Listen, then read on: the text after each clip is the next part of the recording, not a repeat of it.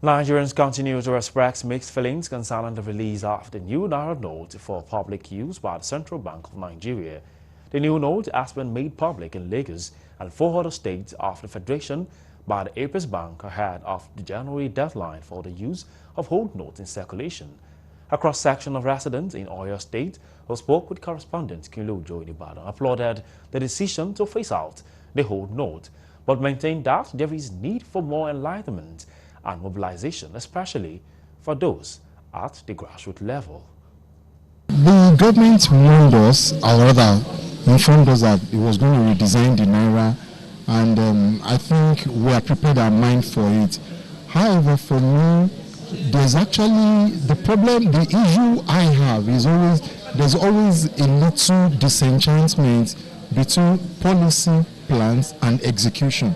We should be mindful of the fact that sincerely, how well enlightened our people across board, whether we always look at things from the rural aspect, from the urban aspect. Everybody in the city, we know there's a new Naira notes are coming in circulation, but the people in the villages, my grandmother, the little money that she has kept, how well does she know that, okay, after a while it's going to expire? Well, it's nice to have a new note, but I'm not sure it will actually do the effect that people expect.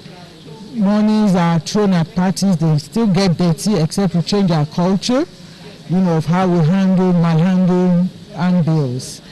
Well, it's a welcome development. From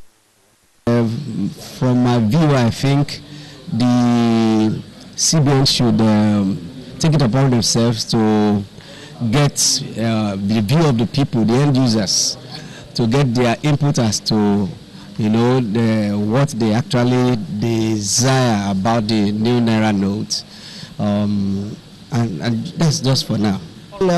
Because we are in information world, even the rate at which information spreads now, so everybody, I want to believe that the percentage of enlightenment should be reasonable.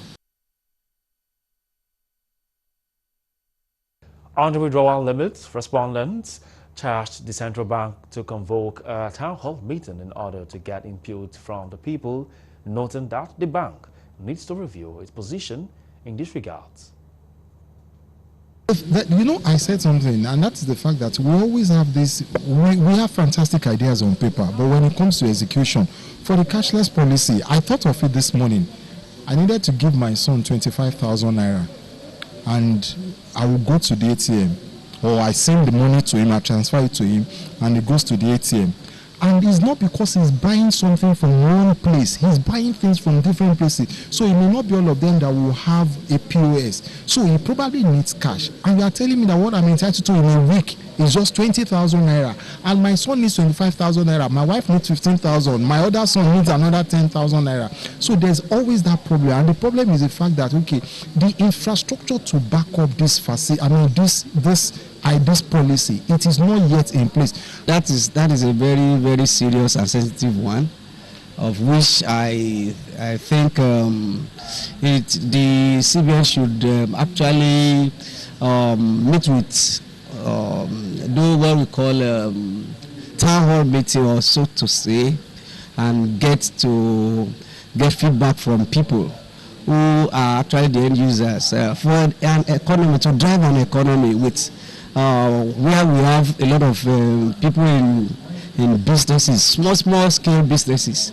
I don't think that limit will be too good for small businesses. Cashless policy, the limit, I don't think the 20,000 is fair enough for ordinary Nigerian, but it might be safe, because I've heard situation of theft that people will bring in ATM to rob a particular environment, and so the limit might be of benefit in that sense. So if you have we look at it holistically, it might be inconveniencing, but it might be more protective for the consumers on the long run. I'm sure the government meant well.